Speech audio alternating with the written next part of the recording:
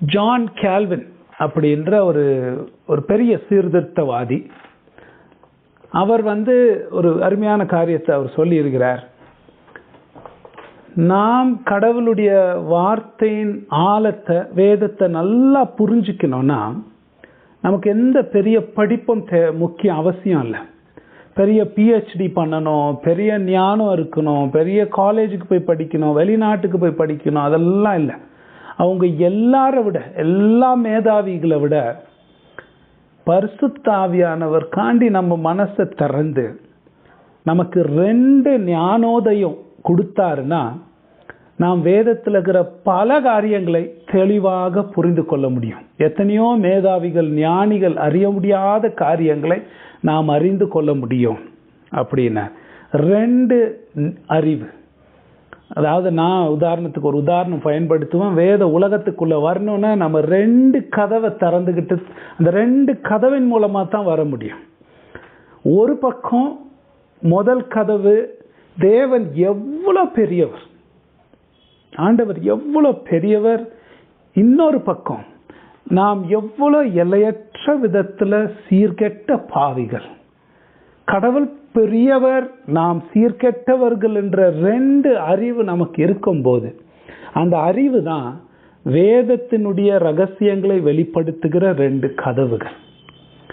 இன்னைக்கு நம்ம கிறிஸ்தவத்துல பார்க்கிற பெரிய பிரச்சனை என்னன்னா இது 2 இருக்கிறது இல்லை. கடவுளை பத்தி ரொம்ப தரைக்குறைவான எண்ணங்கள், அவர் எவ்வளவு பெரியவர்ன்ற ஒரு எண்ணம் இல்லை. இன்னொன்னு நம்மளை பத்தி உயர்வான எண்ணங்கள். எப்போ நம்ம உயர்றோமோ கடவுள் குறைகிறார் பாருங்களேன்.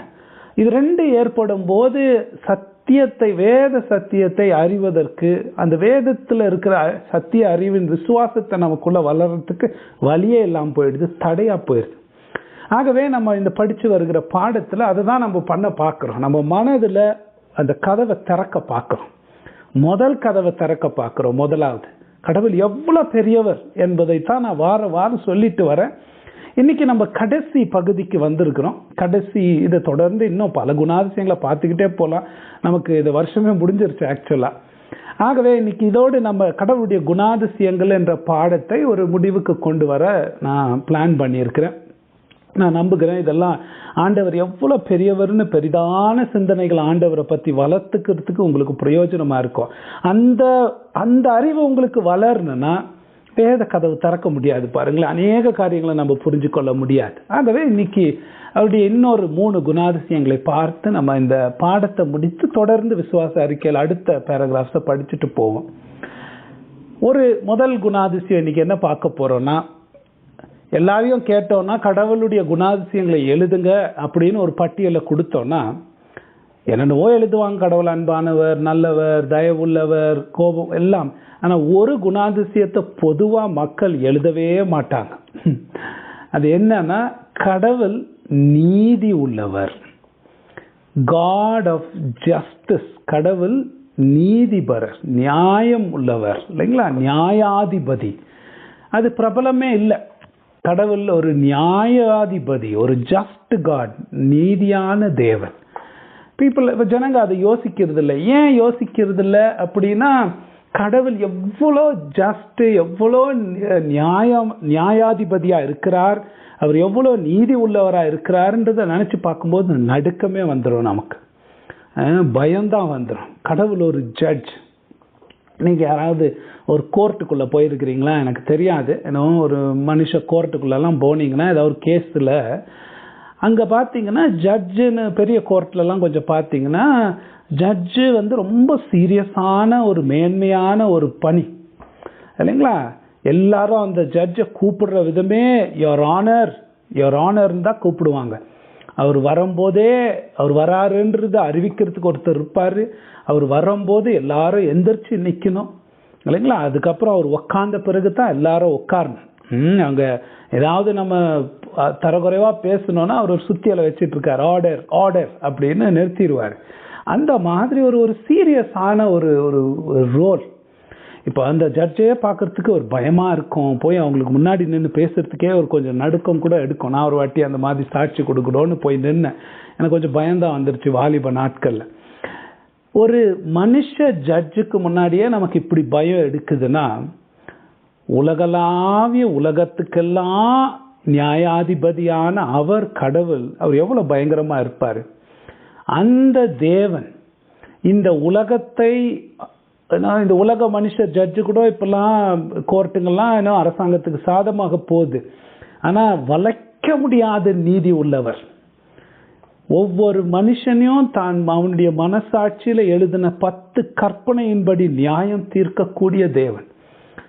அவருடைய ஜட்ஜ்மெண்ட் அவர் எப்படி நியாயம் தீர்ப்பாருன்னா, வெளியில பார்த்து நியாயம் தீர்க்கிறவர் மாத்திரம் இல்லை, வெளியில நீ என்ன செய்தன்றது இல்லை, உள்ளார்ந்த மனிதனுடைய ரகசிய சிந்தனைகளின் அடிப்படையில நியாயம் தீர்க்கிறார். வெளியில என்ன செஞ்சன்றது மாத்திரம் இல்லை, அந்த செஞ்ச காரியத்தினுடைய உள்ளார்ந்த அந்த செய்த செயலுக்கு பின்னாடி இருக்கிற நோக்கம் என்ன என்பதை அறிந்து நியாயம் தீர்ப்பாரா? யோசிச்சு பாருங்க. நம்ம சொல்லலாம், ஆண்டவரே நான் ஒரு கொலையும் செய்யாதவனாக, ஒரு கொலைகாரனா இல்லாதவனாக வாழ்ந்திருக்கிறேன். அவர் என்ன சொல்லுவாரு? அப்பா ஏன் என்னுடைய நீதியின்படி, என்னுடைய நியாய சபையின்படி ஒரு கோவப்பட்டினா மர்த்தவன் மேல அவ இல்லாம போனா நல்லா இருக்குமே, இவங்க இல்லாம போனா நல்லா இருக்குமே நினைச்சின்னா, நீ அவங்க மேல அருவருப்பான கோவப்பட்டினாவே நீ கொலைகார்.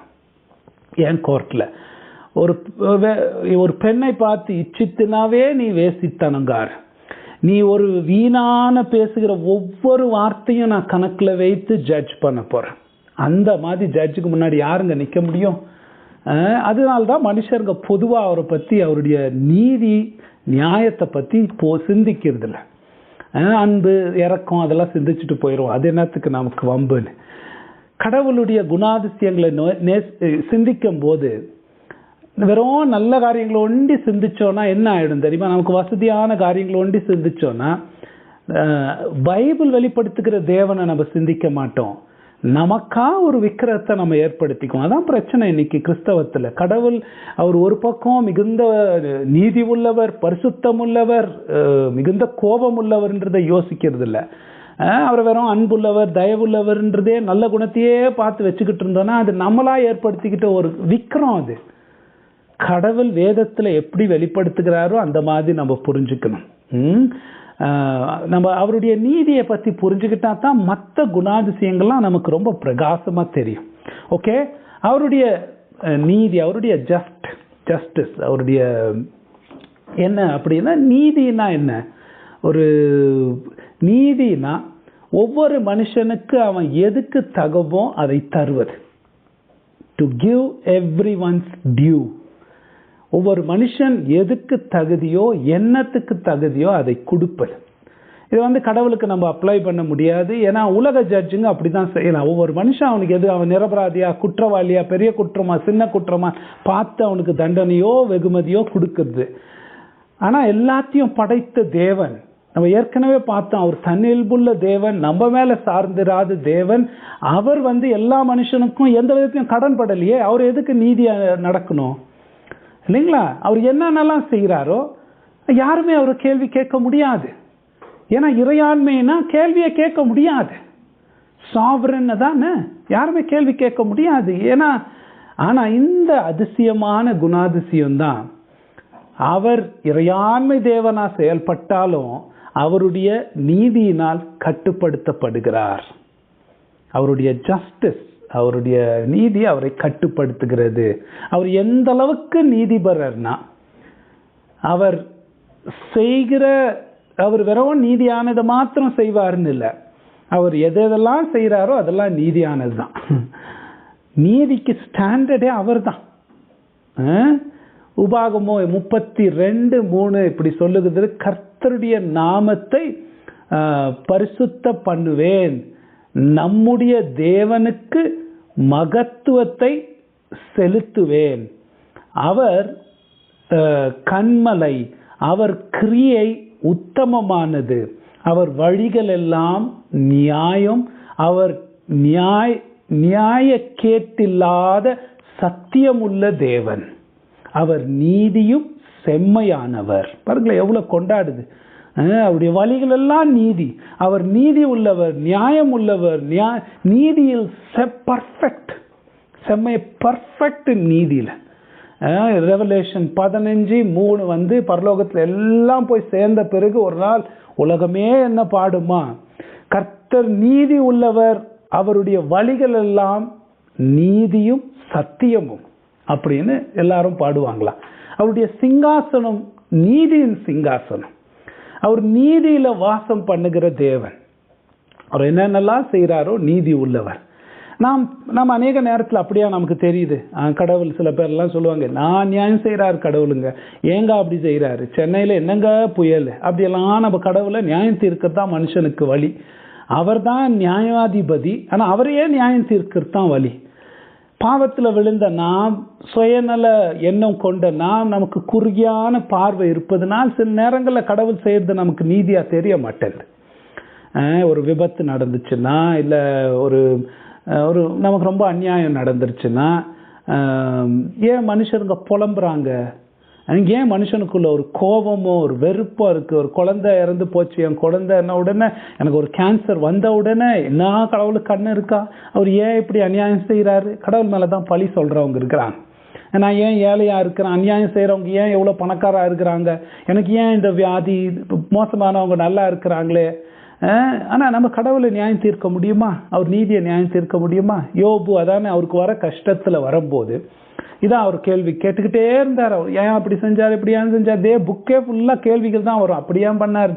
கடைசியில் கடவுளை என்ன பண்ணார் தெரியுமா? வாப்பா, நீ பெரிய எல்லாம் தெரிஞ்சவரே வா அப்படின்ட்டு அவரை கூட்டு போய், சூரியன் உதிக்கும் போது எப்படி உதிக்குதுன்னு உனக்கு தெரியுமா, எப்படி அஸ்தமா ஆகுதுன்னு உனக்கு தெரியுமா, உலகத்தை நான் ஃபவுண்டேஷன் போடும்போது அது எப்படி போட்டேன்னு உனக்கு தெரியுமா, அது கடலுக்கு நடுவில் ஆழங்களில் என்ன இருக்குதுன்னெலாம் நீ பார்த்துட்டு வந்திருக்கிறியா, அதெல்லாம் எப்படி மெயின்டைன் பண்ணுறது தெரியுமா, மரணத்துக்கு அப்புறம் என்ன நடக்குது தெரியுமா, பாதாளத்தின் வாசல்களில் நீ போய் பார்த்துருக்கிறியா அப்படின்னு கேட்டுக்கிட்டே இருக்கிறார். பூமியுடைய வெயிட் தெரியுமா, அதோட விசாலம் தெரியுமான்னு யோபு கேட்டால் தெரியாது தெரியாது தெரியாதுன்னு எண்ணுகிறார் யோபு. ஒன்றுமே தெரியல.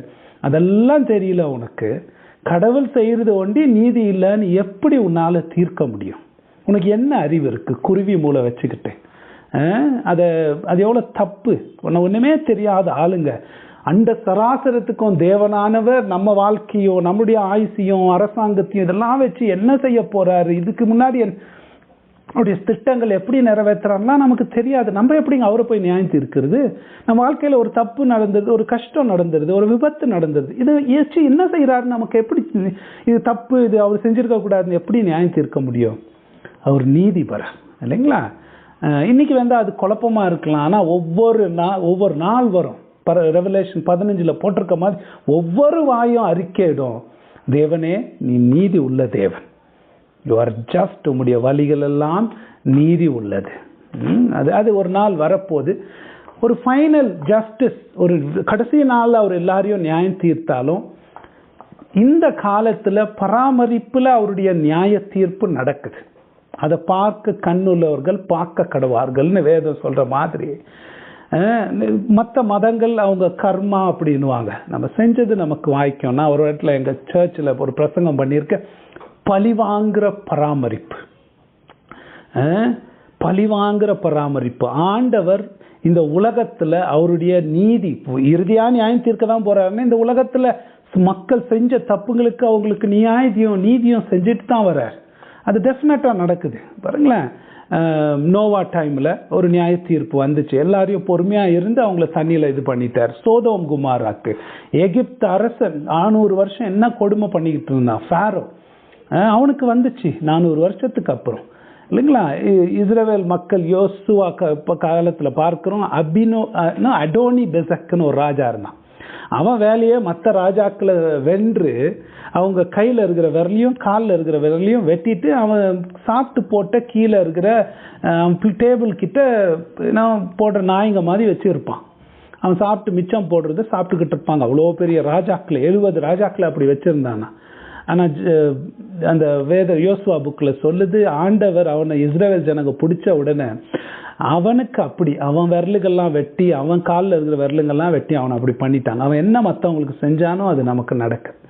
ஒவ்வொரு ஆண்டவருடைய நீதி அது பராமரிப்புலையும் நடந்துக்கிட்டே போகுது. நம்ம பார்க்க முடியாமல் இருக்கலாம். நம்ம என்ன செய்கிறோமோ மற்றவங்களுக்கு அது நமக்கு. யாக்கோபு பாருங்களேன், தன் தனிப்பட்ட விதத்துலையும் இது நடக்குது. தன் அப்பாவை ஏமாற்றி, சகோதரனை ஏமாற்றி, அந்த புத்திர சுவிகாரத்தை வாங்கிட்டான்.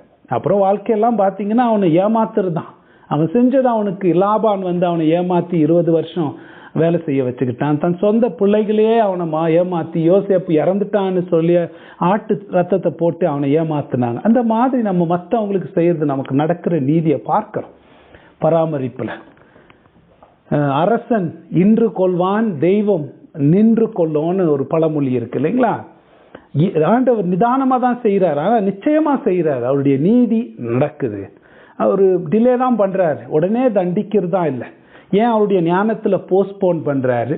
ஏன் போஸ்ட்போன் பண்றாரு? ஏன்னா இந்த உலகத்துல அடுத்த குணாதிசயத்தை நம்ம படிக்க போறோம். ஏன் ஆண்டவர் பொறுமையா இருக்கிறாருன்னா, ரோமர் 2 போட்டிருக்கு, அவர் இந்த உலகத்தை தன்னுடைய குணாதிசயம் தன்னுடைய மகிமைக்காக பயன்படுத்துறார். அவருக்கு இருக்கிற இன்னொரு குணாதிசயம், அவர் மிகுந்த பொறுமை உள்ளவர். அது எங்க காட்ட முடியும் மிகுந்த பொறுமை உள்ளவர்னு? டக்குன்னு எல்லாரையும் போட்டு தள்ளிக்கிட்டு இருந்தாருன்னா தண்டிக்கிறது. அனேனியா சஃபீரா மாதிரி எல்லாம் நினைச்சுக்குவாங்க ஆண்டவருக்கு பொறுமை இருக்குன்னு நம்ம பார்த்து அவர் புகழ முடியுமா? இல்லையே. ஆனா இவ்வளோ செஞ்சாலும் அவருக்கு அவ்வளோ வல்லமை அவங்கள போட்டு நசுக்கிறதா வல்லமை இருந்தாலும் பொறுமையா இருந்தா அப்பதான் என்ன பார்க்கிறோம்? தேவனுடைய பொறுமையின் ஐஸ்வர்யத்தை பார்க்கிறோம். அல்லாது தேவன் நீ குணப்படும்படி உன்னை ஏவுகிறது என்று அறியாமல், தேவனுடைய தயவு உன்னை குணப்படும்படி என்று அறியாமல், அவருடைய தயவு, பொறுமை, நீடிய சாந்தம் இவைகளின் ஐஸ்வர்யத்தை அசட்டை பண்ணுகிறாயோ? உன் மன கடினத்திற்கும் குணப்படாத இருதயத்துக்கும் ஏற்றபடி தேவனுடைய நீதி தீர்ப்பு விளங்கும் போது, இப்ப பொறுமையா இருக்கிறாருன்னு அசட்டை பண்றியா, ஆனா ஒரு நாள் நீதியின் தீர்ப்பு அவர் வழங்குவார். அப்ப என்ன நடக்கும்? கோபாக்கினை நாளிலே உனக்கான கோபாக்கினை குவித்து கொள்ளுகிறாயே. இல்லைங்களா? அவர் ரொம்ப நீதியான தேவன் தான். ஆனா இப்ப பொறுமையா இருப்பதுனால ஒரு நேரத்தில் திடீர் தண்டிக்கிறதுல நின்றுதான் அவர் கொள்றார். அது மாத்திரம் இன்னும் ஒரு காரணத்தை பார்க்கணும். கடவுளுடைய ஜட்ஜ்மெண்ட் வெறும் நம்ம காணுகிற ஜட்ஜ்மெண்ட் தான் நினைக்க கூடாது இல்லைங்களா? அவர் திடீர்னு ஒருத்தருக்கு லெப்ரசி கேன்சர் வந்துருச்சு, ஒரு பிரச்சனை வந்துருச்சு, தப்பு செஞ்சாங்க, அதுதான் நினைக்க கூடாது. கடவுளுடைய மிகப்பெரிய தண்டனை என்ன தெரியுமா? மிகப்பெரிய தண்டனை அவர் கொடுக்கிற தண்டனை, அவர் நம்ம சொந்த இஷ்டத்துக்கே நம்ம வாழும்படிக்கு நம்மளை விட்டுறது தான், கை விட்டுறது தான். பாருங்களேன், நம்மளை அடிக்கிறாரு உதைக்கிறாருன்னா நம்ம மேல அக்கறை இருக்கு. இப்போ சில பெற்றோர்கள் நம்மளை சிக்ஷிக்கிறாங்க, தண்டிக்கிறாங்க அப்படின்னா. ஆனா நீ எப்படின்னா போன அப்பா அம்மா விட்டுட்டாங்கன்னா அதுதானே பெரிய தண்டனை பிள்ளைங்களுக்கு. அதே மாதிரி கடவுள் நம்ம பாவ இருதயத்தின் ஆசைகளுக்கே போகும்படிக்கு நம்மளை விட்டுறது தான் பெரிய தண்டனை. அது செய்யறாராம் மிகப்பெரிய தண்டனையாக. ரோமர் 1:18 போட்டிருக்கு, சத்தியத்தை அநியாயத்தினால் அடக்கி வைக்கிற மனுஷருடைய எல்லாவித அவபக்திக்கும் அநியாயத்திற்கும் விரோதமாய் தேவ கோபம் வானத்திலிருந்து வெளிப்பட்டிருக்கிறது. எப்படிங்க வெளிப்பட்டிருக்கிறது?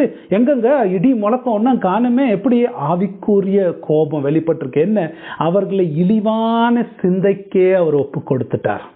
போ, என்னை பற்றி அறிஞ்சிக்கிற தேவனை பற்றி அறிகிற அறிவை அவர்கள் தக்க வைத்துக்க மனதில்லாத போது, தேவனுடைய அறிவெல்லாம் எனக்கு தேவையில்லைன்னா நான் இழிவானது தான் சிந்திக்குவியா, இதுதான் உனக்கு பிடிக்குமான்னு விட்டுறார். போ, அதையே பிடிச்சிக்க போ. இந்த கள்ள போதகர்ல தான் கேட்கணுமா? வளர்றவனை தான் கேட்கணுமா? என்னை பற்றியும் என் வசனத்தை பற்றியும் நீ வளரணும்னு உனக்கு இல்லையா? அதுக்கே போன்னு விட்டுறாரு. ஒன்றும் செய்யறதில்ல. போ, இழிவான சிந்தனை 20-30 வருஷம் சர்ச்சுக்கு போயிருப்போம், ஒன்னும் ஆண்டவரை பத்தி கத்துக்கிட்டு இருக்க மாட்டோம். இழிவான சிந்தனைக்கே ஒப்பு கொடுத்தார். இச்சை ரோகங்களுக்கு அவரை ஒப்பு கொடுத்தார். அதனாலதான் தகாதவைகள் செய்யும்படிக்கு அவர்கள் சகலவித அநியாயத்தினாலும் விரோதத்தினாலும் துர்குணத்தினாலும் பொருளாசையினாலும் குரோதத்தினாலும் நிறைந்தவராக, பொறாமையினாலும் கொலையினாலும் வாக்குவாதத்தினாலும் வஞ்சகத்தினாலும் அப்படியெல்லாம் வருது. ஏன்? கடவுளுடைய தண்டனைங்க, அது கடவுளுடைய நீதியான தீர்ப்பு. அவங்க கூப்பிட்டு பார்த்து ஆண்டவர் சொல்லி பார்த்து திருந்தாத போது போன்னு விடுறது தான் கடவுளுடைய பெரிய ஸ்பிரிச்சுவல் ஜட்ஜ்மெண்ட், ஆவிக்குரிய தண்டனை. ஓகே, கடவுளுடைய நீதி, அவர் ஜஸ்ட் காட்னு பார்த்துக்கிட்டு இருக்கோம். பராமரிப்புல அவருடைய நீதியை பார்க்கிறோம். இறுதியான ஒரு நீதி வந்தாலும் பராமரிப்புல செய்யறாரு, ஆவிக்குரிய விதத்துல செய்யறாரு. கடவுளுடைய நீதியின் குணாசியம் மிகப்பெரிய விதத்துல எங்க வெளிப்படுது தெரியுமா? எல்லாமே மிகப்பெரிய விதத்தில் அவருடைய குணாசியம் வெளிப்படுறது சிலுவையில தாங்க. பாருங்க, கடவுள் வளைக்க முடியாத நீதி உள்ளவர். பாவத்தை ஒருபோதும் மன்னிக்க மாட்டாரு. பாவிகளை மன்னிக்கிறார், பாவத்தை மன்னிக்க மாட்டார், அதுக்கு தண்டனை கொடுக்காம விட மாட்டார். எப்படி அவர் பாவிகளை ஏற்றுக்கொள்ளுகிறாரு? அவர் யோசிச்சு எவ்வளவு நீதி உள்ளவர்னு யோசிச்சு பாருங்களேன். அவர் தான் பாவிகளை மன்னிக்கணும்னு முடிவு பண்ணிட்டாரு. கொஞ்சம் அட்ஜஸ்ட் பண்ணியிருக்கலாம்ல. சரி, போனா போது, பொழைச்சிக்கோங்க, இனிமே என்னுடைய படைப்புங்க, தெரியாம செஞ்சுட்டீங்க, நம்ம விட்டுறோம் இல்லைங்களா? ஓகே, போங்க, பொழைச்சி போங்க, நான் இறையாண்மை உள்ள தேவன், என்னை யாரும் கேள்வி கேட்க முடியும்? நீங்க ஏன் அவங்கள மன்னிச்சிங்க, நம்ம யாராவது கேட்போமா? நன்றி ஆண்டவரேன்னு போயிட்டே இருப்போம் இல்லைங்களா? நமக்கும் சந்தோஷம். ஆனா அவருடைய நீதி ஏற்றுக்கொள்ளாதே. அவர் எந்த அளவுக்கு நீதிபரர்னா, எந்த அளவுக்கு போனார்னா, தன்னுடைய சொந்த நேச குமாரனையே சிலுவையில் அறைந்து நம்முடைய மேல வர வேண்டிய நீதியான கோபாக்கின தண்டனையெல்லாம் அவர் மேல சுமத்தினார். ஏன்? நீதியான விதத்தில் உங்களையும் என்னையும் ரட்சித்து காப்பாற்றுவதற்காக, அவருடைய நீதியை நம்மேல் போடுவதற்காக. என்ன நீதி உள்ள தேவன் இல்லைங்களா? தன்னுடைய நீதி அவர் விட்டுருக்கலாம், பாவத்தை போனா போட்டோன்னு விட்டுருக்கலாம். இல்ல அப்படி விடுறவர் இல்லையே அவரு. சில பேர் அப்படிதான் நினைச்சுக்கிறாங்க, கடவுள் அட்ஜஸ்ட் பண்ணிக்குவாரு. இல்ல கொஞ்சம் கூட இல்லை. நீதியான விதத்துல மன்னிக்கணும், அவங்கள நீதியான விதத்துல அவங்களை ரட்சிக்கணும் என்பதற்காகத்தான் சொந்த குமாரனை இந்த உலகத்துல அனுப்பி தன்னை ஒரு பலியாக அவரே ஒப்பு கொடுத்தார். இயேசு கிறிஸ்துவுடைய பலி கடவுளுடைய நீதியை நித்தியமா திருப்தி செஞ்சுச்சு. அது அவருடைய பணி எவ்வளவு அதிசயம்னா, நீங்களும் நானும் நித்தியமா நரகத்துல போய் வெந்தாலும் அவர் நீதி திருப்தி ஆகாது. ஏன்னா அதுக்கு தான் நித்தியமா நம்ம நரகத்துல இருக்கணும். அந்த நீதி திருப்தி செய்யவே முடியாதனால தான் நித்தியமா நரகத்துல. திருப்தி ஆயிட்டா நம்ம வெளியே வந்துடலாமே, ஆனா திருப்தியே செய்யாதனால தான் நித்திய நரகம். ஆனா இயேசு கிறிஸ்து நமக்காக சிலுவையில செய்த பணி எவ்வளவு மகத்தான பூரணமான பணினா, கடவுளுடைய நீதி பூரணமா திருப்தி ஆயிடுச்சு. எனவே பாவி போய் நரகத்துல அனுபவிக்கிறத விட இயேசு கிறிஸ்து செய்த பணியினால கடவுளுடைய நீதி திருப்தி ஆயிடுச்சு. அதனால அந்த நம்மள அவர் தண்டிக்க மாட்டார். பாருங்களேன், இப்போ நீதி நம் சார்பா மாறிடுச்சு. இயேசு கிறிஸ்துவை விசுவாசிச்ச உடனே நம்மள இன்னுமே ஆண்டவர் என் பாவத்தை எடுத்து இயேசு மேல போட்டு அவரை தண்டிச்ச நீதியான தேவன் திருப்பியும் அந்த பாவத்தை எனக்கு தண்டிப்பாரா? இல்லையே. அவருடைய நீதியே என் சார்பா இப்ப பேசும். அதுக்கு தண்டனை கிடைச்சிருச்சே, இவனை ஏன் தண்டிக்கிறீங்க? பாருங்களேன், அதான் தேவனுடைய ஜஸ்டிஸ், அவருடைய நீதியின் குணாதிசயத்தை பார்க்கணும். அடுத்த குணாதிசயம், கடவுள் பொறுமை உள்ளவர். சிந்திச்சு நீங்க பார்த்துருக்கிறீங்களா? ரோமர் 15:5 சொல்லுது, பொறுமையின் தேவன். பொறுமையின் தேவன். உங்களுக்கும் எனக்கும் பொறுமை இருக்கிறது இல்லை இல்லைங்களா? நீங்க எவ்வளவு கஷ்டப்பட்டு இருக்கிறீங்களா தெரியல. நான் ரொம்ப என்னை பத்தி யோசிப்பேன், ஏன் எனக்கு பொறுமை இல்லை அப்படின்னு. சில நேரங்கள்ல அந்த நேரத்துல கடவுளுடைய பொறுமையை நம்ம சிந்திச்சு பார்க்கணும். நீடிய பொறுமை உள்ளவர். அன்புக்கு முதல் குணாதிசயம் என்ன? நீடிய சாந்தம். கடவுள் அன்பா இருப்பதனால் அவர் நீடிய பொறுமை உள்ளவர். முழு வேதமோ கடவுள் எவ்வளவு பொறுமை உள்ளவர்னு தான் காட்டுது. அவர் இவ்வளோ பெரிய நீதி உள்ள தேவன் நம்ம புரிஞ்சுக்கிட்டா தான் அவருடைய அன்பும் பொறுமையை புரிஞ்சுக்க முடியும். உங்களுக்கு புரியுதுங்களா? அவர் நீதி உள்ளவர், பரிசுத்தம் உள்ளவர். எந்த அளவுக்கு பரிசுத்தம் உள்ளவர்னா, ஒரு பாவம், அந்த பழத்தை சாப்பிடாதன்னு போய் சாப்பிட்ட பாவத்துக்கே இந்த விரட்டி சபிக்கிறார்னா, மனுஷ குலத்தை பரதேசியில துரத்தி விட்டார்னா, மனுஷன் கீழே கீழே கீழே போய் உலகமெல்லாம் எவ்வளவு மோசம், கொலை வேசித்தனம், எந்த அளவுக்கு நோவா காலத்துல பயங்கரமா போயிட்டாங்க. எவ்வளவு பொறுமையா இருந்த, ஒரு பாவமே அவரால் சகிக்க முடியல. நோவா காலத்திலயும் 120 வருஷம் பொறுமையா இருந்தார். அதுக்கப்புறம் தான் பிரளயத்துல எல்லாரும் அழிச்சார். இஸ்ரவேல் ஜனங்கிட்ட எவ்வளவு பொறுமையா இருந்தார். 40 வருஷம் முறுமுறுப்பு விக்கிர ஆராதனை, காணாம வாக்குத்தத்தம் பண்ண பூமி கொண்டு போனாலும் அவங்க சும்மாவே இருக்கல. தன்னுடைய நேச குமார் இந்த உலகத்துக்கு வந்த பிறகும் அந்த குமாரனையே கொன்ன உலகம், அந்த உலகத்துக்கிட்ட 6000 வருஷமா அவர் பொறுமையா இருக்கிறார். யோசிச்சு பாருங்களேன், உலகம் உண்டானதுல இருந்து இப்போ வரைக்கும் 6000 வருஷம் பொறுமை. இந்த உலகம் என்ன காட்டுது நமக்கு? இந்த உலகத்துல நம்ம எல்லாம் பாக்குறோம், அந்த தப்பு பண்றான், இந்த தப்பு பண்றான், என்ன மோசமா போகுது உலகம், அதையே தான் பாக்குறோம். இதெல்லாம் பார்த்துட்டு கொஞ்சம் கண்ணை மேல எடுத்து பார்த்து இதெல்லாம் பார்த்துக்கிட்டு இருக்கிற தெய்வம் ஒரு செகண்ட்ல பஸ்மமாக்கலாமே, அவர் ஏன் சும்மா இருக்காரு? அவர் பொறுமையின் மகிமையை நமக்கு பார்க்கிறோங்க. சில நேரம் சில உணர்வே இல்லாதவங்க இருந்தாங்கன்னா, ஒரு நீதி உணர்வு பரிசுத்தம் இல்லை உணர்வு இல்லாருன்னா உட்காந்துக்கிட்டு இருக்கிறாருன்னு சொல்லலாம். ஆனா பட்சிக்கிற பரிசுத்தம் உள்ளவராச்சே, ஒரு பாவமும் பார்க்க காணக்கூடாத ஒம்பாத தேவனாச்சே. எப்படிங்க அவரு ஒரு பாவத்தையே சகிக்க முடியாத எத்தனை மனிதர்கள் இந்த உலகத்துல, ஒரு ஆதாம் ஒரு ஏவாள் தான் தப்பு செஞ்சாங்க, அதுக்கே விரட்டினார். எத்தனை மனிதர்கள், எத்தனை பெண்கள் இந்த உலகத்துல, எத்தனை பாவங்கள், கொலைகள், வேசித்தனம், வஞ்சனை, பொறாமை இந்த செகண்ட்லயும் நடந்துகிட்டு இருக்கு. எப்படிங்க இந்த உலகம் இன்னும் இப்படி இருக்கு? எத்தனை ஒரு செகண்டும் கடவுளுக்கு விரோதமா, அவருடைய பிரமாணத்துக்கு விரோதமா நடக்கிற பாவங்களை நம்ம யோசிச்சு பார்த்துருக்கிறோமா?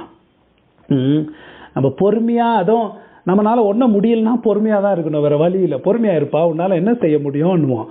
ஆனா அவர் சர்வ வல்லமைய வச்சுக்கிட்டு ஒரு செகண்ட் போதும் முறைச்சாருன்னா போதும், நம்ம அணுக்கள் கூட இல்லாம போயிடும். ஆனா அவ்வளவு வல்லமைய வச்சுக்கிட்டு அந்த வல்லமையை கட்டுப்படுத்திக்கிட்டு இருக்கிறாருன்னா, இதெல்லாம் செஞ்சுக்கிட்டு பொறுமையின் தேவன் அவர் தான் இல்லைங்களா? அவர் ஒருத்தர் தான். என்னை அன்றி வேற தேவர்களை நேசிக்க கூடாது, ஏன்னா தேவனாகிய கர்த்தர் ஒருவரே உனக்கு ஜீவனையும் சுவாசத்தையும் சகலத்தையும் நான் தான் கொடுக்கிறேன்னு சொல்லிக்கிட்டு இருந்தாலும், இந்த மனித குலம் சிருஷ்டிகரை விட்டுட்டு சிருஷ்டிப்பை தொழுதுகிட்டு அந்த சிருஷ்டிப்பையாவது ஒழுங்கா தொழுவுதா இல்லைங்களா? அவர் அவ்வளோ அவமானப்படுத்தணும்னு ஒரு மனுஷனாவது மனுஷனும் இல்லை, மிருகமும் இல்லை. தலை ஒண்டி யானை மாதிரி இருக்கும், உடம்பு மனுஷன் மாதிரி இருக்கும். முகம் பொண்ணு மாதிரி இருக்கும், உடம்பு இது எருமை மாதிரி இருக்கும். என்ன இது? இதெல்லாம் பார்த்துக்கிட்டு எப்படிங்க பொறுமை? நம்ம போட்டோவை அப்படியெல்லாம் போட்டாங்கன்னா எவ்வளோ அசிங்கமாக நமக்கே கோவம் வருது. கடவுளை எப்படியெல்லாம் அவமானப்படுத்துறாங்க. என்ன பொறுமை? அவருடைய ஒவ்வொரு நாளும் நம்ம கண்களுக்கு முன்பதாக வெறும் பாவத்தை தான் பார்க்கிறோம். ஆனா கடவுளுடைய பொறுமை அதுல பார்க்கிறோமா? இந்த உலகம் இன்னமும் ஒரு செகண்ட் உயிரோடு இருக்கிறதுக்கு, அழியாம பஸ்மமாமா இருக்கிறதுக்கு ஒரே காரணம் கடவுளுடைய பொறுமை. எவ்வளவு பொறுமை! நமக்கு யோசிச்சு பாருங்க, ஒரு நிமிஷம் பொறுமை சில நேரங்கள் இருக்குது. ஒரு நிமிஷம் பொறுமையா இருப்பா அப்படின்றோம் இல்லைங்களா? பாவியோடு ஒரு நிமிஷமா பொறுமையா இருக்கிறார். மனித குலத்தை ஒரு பாவியா எடுத்துக்கங்க. 1 ஹவரா 2 ஹவரா ஒரு வாரமா 1 வருஷமா, எத்தனை வருஷம் அந்த பாவி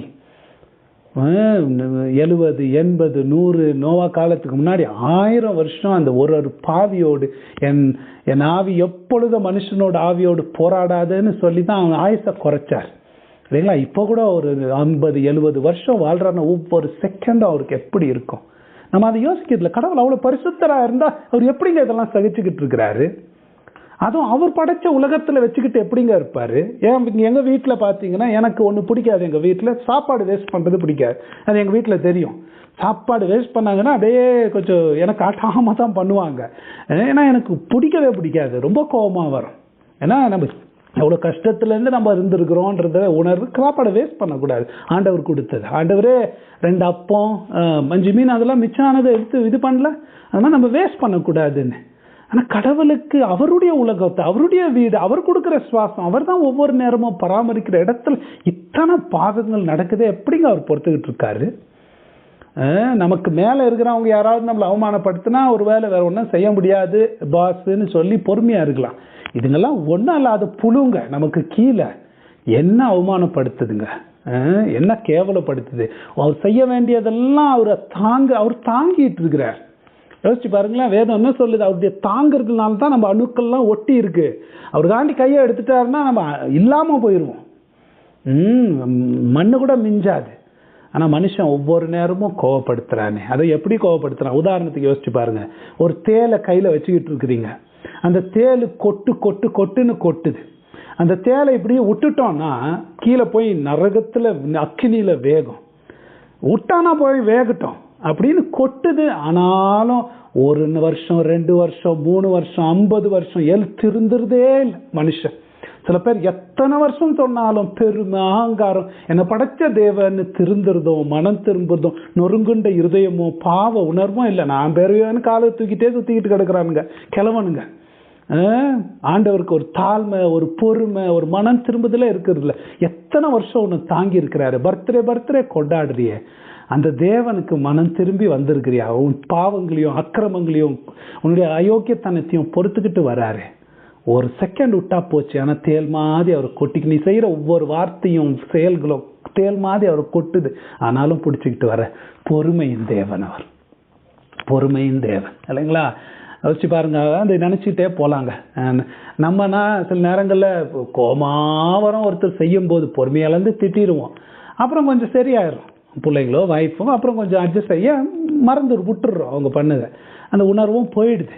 ஆனால் கடவுள் சகலமும் அறிந்தவர் அவங்க கடந்த காலத்தில் நம்ம செஞ்ச பாவம், நிகழ்காலத்தில் வரப்போகிற காலத்தில் என்னவோ செய்வோம், என்ன அட்டூழியம் செய்வோம், எல்லாத்தையும் தெரிஞ்சுக்கிட்டோம், பொறுமையாக இருக்கிறாரே, பராமரிக்கிறாரே. என்ன யோசிச்சு பாருங்க, கடவுள் பொறுமையின் தேவன். நமக்கெல்லாம் இதெல்லாம் பார்த்தா இந்த உலகத்து ஐயோ சென்னையில் எவ்வளோ ஃப்ளட்ஸு, எவ்வளோ தண்ணி வருது, அந்த கஷ்டம் வருது, இந்த கஷ்டம், இத்தனை நாள் அதிசயமாக நடத்தி வந்தார், இத்தனை நாள் தண்ணி வராமல் காப்பாற்றினாரே, அதுதான் அதிசயம் பண்ணோம். இப்போ வர்றது இல்லை இல்லைங்களா? அதுதான் பெரிய அதிசயம். நம்மள விசுவாசிகளாக நம்ம எவ்வளோ பொறுமையாக இருக்கிறார் தேவன். ஏன் ஆண்டவர் பொறுமையாக இருக்கிறாரு? வேதம் என்ன சொல்லுது தெரியுமா? ரோமர் 22 சில பேரை பொறுமையின் பாத்திரங்களாக உருவாக்கி இருக்கிறார், சில பேரை கோபாக்கினேன் பாத்திரங்களாக உருவாக்கி இருக்கிற அவங்களுக்கு விட்டுறாராம். அவங்க போய் எவ்வளோ தப்பு செய்யணுமோ, என்னை விட்டு போகணுமோ, போ போ போ. ஏன்? கோபாக்கினேன் பாத்திரங்களோடு நீடிய பொறுமையோடு இருக்கிறான். ஏன்னா ஒரு நாள் வச்சு உன்னை வாங்க போகிறேன் போ அப்படின்னு நீடிய பொறுமை. உங்ககிட்ட ஆண்டவர் உங்களை தண்டிக்கலை, உங்களுக்கு நல்லா கொடுக்குறாரு, சாப்பாடு கொடுக்குறாரு, எல்லா வசதிகளை கொடுக்குறாரு, உலகத்தில் இன்னும் வியாதியெல்லாம் கொடுக்காம காப்பாற்றி வச்சிருக்காரு, நான் இப்படியே இருந்துட்டு போவேன் என்ன நினைக்கிறேன் அப்படின்னு நினச்சிக்கிட்டு இருந்தீங்கன்னா உங்களுக்கு அப்படியே நரகத்தில் போகிறதுக்கு விட்டுட்டு இருக்கிறாருன்னு அர்த்தம். சில பேர் திருந்தலைன்னா சரி உலகத்திலேயாவது அனுபவிச்சுட்டு போன்னு விட்டுற மாதிரி இல்லைங்களா? கடவுளுடைய பொறுமையின் ஐஸ்வர்யத்தை கொலையாடின பொருளாக என்னாதீங்க. அது ஏன் நமக்கு பொறுமையாக இருக்கிறார் தெரியுமா? நம்ம செஞ்ச பாவங்களுக்கெல்லாம் தண்டனை கொடுக்காம நம் மனம் திரும்பும்படிக்கு, நம் கடினத்திற்கு குணப்படாத இருதயத்திற்கு ஏற்றபடி தேவனுடைய நீதியின் கோபாக்கினவர். கடவுளுடைய பொறுமை நம்ம மனம் திரும்புறதுக்காக 2 பேதுருல போட்டிருக்கு இல்லைங்களா? இயேசு கிறிஸ்து ஏன் உடனடியாக வந்து நியாயம் தீர்க்கல? தாமதிக்கிறார் என்று சிலர் எண்ணுகிறது போல் கர்த்தர் தமது வாக்கு தத்தத்தை குறித்து தாமதமாயிராமல் ஒருவரும் கெட்டு போகாமல் எல்லோரும் மனம் திரும்ப வேண்டும் என்று விரும்பி தாமே நீடிய பொறுமை உள்ளவராய் இருக்கிறார். உங்களை என்னையும் யோசிச்சு பாருங்க, இங்க கேட்கறவங்க யோசிச்சு பாருங்க, ஏன் ஆண்டவர் போன திரும்பல? ஆனாலும் நமக்கு எல்லாத்தையும் பண்றாரு. ஒரு வியாதி அனுப்பல, கஷ்டத்தை அனுப்பலன்னா அதை சும்மா எடுத்துக்காதீங்க. கடவுளுடைய பொறுமையின் ஐஸ்வர்யத்தை கொலையாடின பொருளா என்னாதீங்க. அதை நீங்க மனம் திரும்பணும்னு பொறுமையா இருக்கிறார். ஓகே, நீதியின் தேவன், பொறுமையின் தேவன், சுருக்கமாக கிருபையின் தேவன். அதோடு நம்ம முடிக்கலாம் இந்த பாடத்தை. God is a God of grace இல்லைங்களா? தேவன் இயேசு கிறிஸ்துவுடைய கிருபை, பரிசுத்த ஆவிக்கு பேர் வந்து கிருபையின் ஆவியானவர். அந்த வார்த்தையே இன்பமானது. மார்ட்டின் லூத்தர் சொன்னார், கிருபைன்ற வார்த்தை தான் எனக்கு பரலோகத்து கதவே திறந்தது. கிருபைனா என்ன? நமக்கு தகுதி இல்லாத, கொஞ்சம் கூட பாத்திரம் இல்லாத அவர்களுக்கு காட்டுகிற தயவு. அவங்க அதுக்கு எந்த விதத்திலையும் ஈடு செலுத்தவே முடியாது. நமக்கு ஒரு காரியம் செய்யப்படுது, அது நாம் கொஞ்சம் கூட தகுதி இல்லை, அது பெறுவதற்கோ தகுதி இல்லை. அதுக்கு பேர் தான் அது இலவச கிருபை. நம்மளை பார்த்து அது கொடுக்கறது இல்லை, நம்மளுடைய தகுதியை பார்த்து நமக்கு கிடைக்கிறது இல்லை. அந்த மாதிரி ஒரு குணம் கடவுள்கிட்ட இருக்குங்களா? யோசிச்சு பாருங்க, எவ்வளவு அழகான குணம் இது. நம்ம பார்க்குறோம், ஒரு கொஞ்சம் கூட தகுதி இல்லை, கொஞ்சம் கூட தகுதி இல்லாத மனுஷன், அவனை பார்த்து மதிக்க கூட கூடாது, ஆனாலும் அவனுக்கு மரியாதையை கொடுக்குறோம். ஏன் கொடுக்குறோம்? அவன் தகுதி இல்லைன்னு ஆனால் மரியாதை. அதான் கிருபை. அவனுக்கு தகுதி இல்லைனாலும் கடவுளுக்கு அப்படி ஒரு குணம் இருக்கு. நமக்கு ஏதோ நம்ம நல்லவங்கன்னு பார்த்து நம்மளுக்கு பிடிக்குதுன்னு பார்த்து அவர் கொடுக்கறது இல்லை, நம்மள ஒண்ணுமே இல்லை, ஆனாலும் ஒரு தகுதி இல்லாத ஒரு தயவு காட்டுறது. அதை நம்ம வாங்கவும் முடியாது, அது சொந்தமா, அது உரிமையை கொண்டாட முடியாது, அதை கேட்கவும் முடியாது, அதை எதிர்பார்க்கவும் முடியாது. அவரா பார்த்து கொடுக்கிற ஈவு. மனுஷருங்க எவ்வளோ சீர்கெட்டு இருக்கிறாங்க. எங்க கடவுளுடைய கிருபையை இந்த உலகத்துல பார்க்க முடியும்? ஏன்னா கன்ஷருங்க ஒரு சொட்டு தண்ணி கூட கொடுக்க கூடாதான் அவருடைய நீதியின்படி. அதனால்தான் நரகத்துக்கு போனவன ஐஸ்வர்யமான ஒரு சொட்டு தண்ணி கொடுங்க, இல்லை இல்லை உனக்கு கொடுக்க முடியாது, நீ பாவி, நீ சீர்கெட்ட பாவி. ஆனா இந்த உலகத்துல பார்த்தோன்னா அவன் தானே இந்த உலகத்துல இருக்கும்போது ஏன் அவ்வளவு கொடுத்தாரு? யோசிச்சு பார்த்துருக்கீங்களா? எப்படிங்க பரிசுத்த கடவுள் உலகத்துல வச்சு சாப்பாடும் தண்ணியும் படிக்க வைக்கிறாரு, வளர வைக்கிறாரு, திருமணம் கொடுக்கிறாரு, குழந்தைங்களை கொடுக்கிறாரு, முஸ்லிம்ஸ், இந்துஸ் எல்லாருக்கும் எல்லா நன்மைகளும் என்னத்துக்கு கொடுக்கிறாரு தெரியுமா?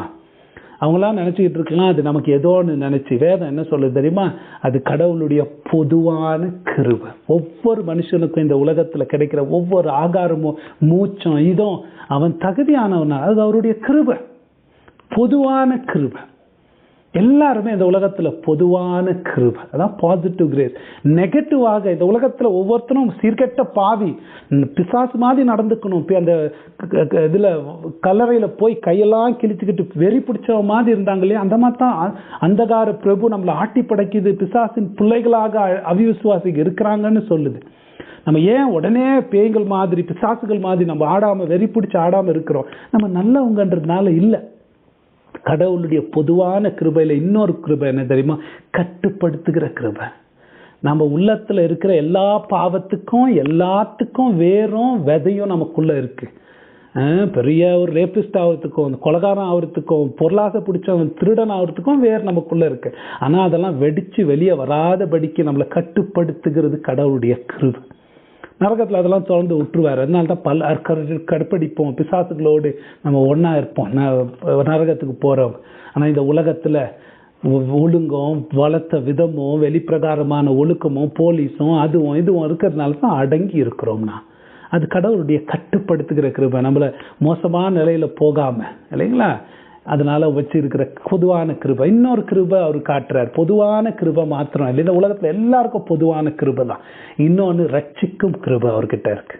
அதுக்கு பேர் இறையாண்மை கிருபை. இது எல்லாருக்கும் காட்டுறது இல்லை. அவர் எவன் மேல் இரக்கமா இருக்கிறோனோ அவனுக்கு தான் இந்த கிருபையை நான் காட்டுவேன்.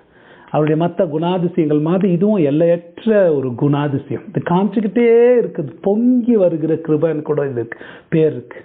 நித்திய ஆசீர்வாதங்கள். அவரா எந்த கட்டாயமும் இல்லாம தொடர்ந்து தகுதி இல்லாதவர்களுக்கு, அது எந்த விதத்திலும் ஈடுகட்டாதவர்களுக்கு, நாடாதவர்களுக்கு, கவர்ச்சி இல்லாத சத்துருக்களுக்கு அவரா காட்டுறது. இது எவ்வளவுதான் மோசமா மனுஷன் இருக்கட்டும் அவனுக்கு காட்டுகிற ஒரு கிருபை. மகா கிருபை உள்ளவுமானவர்னு வேதம் நெகேமியால சொல்லுது. நாம் சத்துருக்களா இருக்கும் போது அவர் நமக்கு கிருபையை காமிச்சாரு. கிருபை, அமேசிங் கிரேஸ். பாருங்களேன், அந்த கிருபை என்ன செய்யுது நமக்கு? அந்த கிருபை தான் ரட்சிப்பு நமக்கு கொடுக்குது. நாம் கிருபையினாலேயே ரட்சிக்கப்படுகிறோம். நம்ம செய்யறதுனால எதுனாலையும் ரட்சிப்பு நமக்கு வராது. கிருபைனால தான் ரட்சிப்பு. அந்த எவ்வளவு பெரிதான ரட்சிப்பு தெரியுமா? அந்த ரட்சிப்பு உலக தோற்றத்துக்கு முன்பதாகவே நம்மளை தெரிந்து கொண்டு நம்மளை நேசிச்சு அவருடைய குமாரனை இந்த உலகத்துல அனுப்பி நமக்காக எல்லாத்தையும், நாம வாழ முடியாத ஒரு வாழ்க்கையை அவர் வாழ்ந்தார். ஒவ்வொரு செகண்டும் பரிபூர்ணமா நியாயப்பிரமாணத்தை நிறைவேற்றி நம்ம சாக வேண்டிய மரணத்தை அவர் ஏற்றுக்கொண்டு அந்த ரட்சிப்பை பூரணமாக முடிச்சு சுவிசேஷத்தை நமக்கு அனுப்பி நமக்கு மறுஜன்மம் கொடுத்து புது சிருஷ்டியா மாத்தி நம் பாவங்களை எல்லாம் மன்னித்து நம்மளை நீதிமான்கள் ஆக்குறதுனா போன வாரம் எங்க சர்ச்சில் படிச்சோம். நம்மளை இன்னுமே பார்க்கறது கடவுள் ஒரு பாவமும் செய்யாதபடிக்கு பார்க்கிறார். எப்படிங்க என்ன போய் இவ்வளவு பாவம் செஞ்சேனே, இயேசுடைய வாழ்ந்த நீதியின் வாழ்க்கையை என் மேல போட்டு எனக்குள்ள பரிசுத்தாவியை கொடுத்து தேவாலயமாக என்னை மாற்றி தன்னுடைய பிள்ளையாக அவரை தத்தெடுத்து கொண்டு, கடவுள் பிள்ளையா இருந்தா சுதந்திரம் இருக்கணும், இயேசுவோடு உடன் சுதந்திரமா மாற்றி பரலோகத்துல அவருடைய குடும்பத்துல அவருடைய அரண்மனையில நம்மளை உட்கார வச்சு தேவனுடைய பிள்ளைகள்ன்ற ஸ்தானத்தை கொடுக்கிறார், நித்திய சுதந்திரத்தை கொடுக்கிறார். தேவதூதர்களா நம்முடைய வேலைக்காரர்கள். இதெல்லாம் எதுக்குங்க? சும்மா என்ன பொழைச்சிப்போன்னு விட்டா போதும் நான் இருக்கிறேன். இதெல்லாம் அதாங்க கிருபை. நீ எவ்வளவோ தகுதியை பார்த்து கொடுக்கறது இல்லை. கிருபையில் ஐஸ்வர்யம் உள்ள தேவன் அவர், கிருபையின் தேவன். ஓகே, தேவன் நீதி உள்ளவர், தேவன் பொறுமை உள்ளவர், தேவன் கிருபை உள்ளவர் இல்லைங்களா? இந்த குணாதிசயங்கள்லாம் கடைசியில படிக்கும் போது நீங்க இதெல்லாம் யோசிச்சு பார்த்தீங்கன்னா இந்த அருமையான தேவன், இது வரைக்கும் இப்படி என்னென்னவோ நினைச்சுக்கிட்டு இருந்தோம், நம்ம இந்த தேவன் கிட்ட நெருங்கணும்னு உங்களுக்கு ஆர்வம் வரணும். இவரை இன்னும் அறிஞ்சுக்கணும், இவரை ஏற்படுத்தின ரட்சிப்பை தெரிஞ்சுக்கணும். பரிசுத்த ஆவியானவர் தான் இந்த தியானங்களை செய்யும் போது தேவனை முன்னும் நேசிக்கவும் அவரிடத்துல இன்னும் நெருங்கி வருவோம். ஆண்டவர் உங்களுக்கு உதவி செய்யட்டும். தொடர்ந்து அடுத்த பேராகிராஃப்ஸை நம்ம அடுத்த வாரத்துல இருந்து பார்க்கலாம்.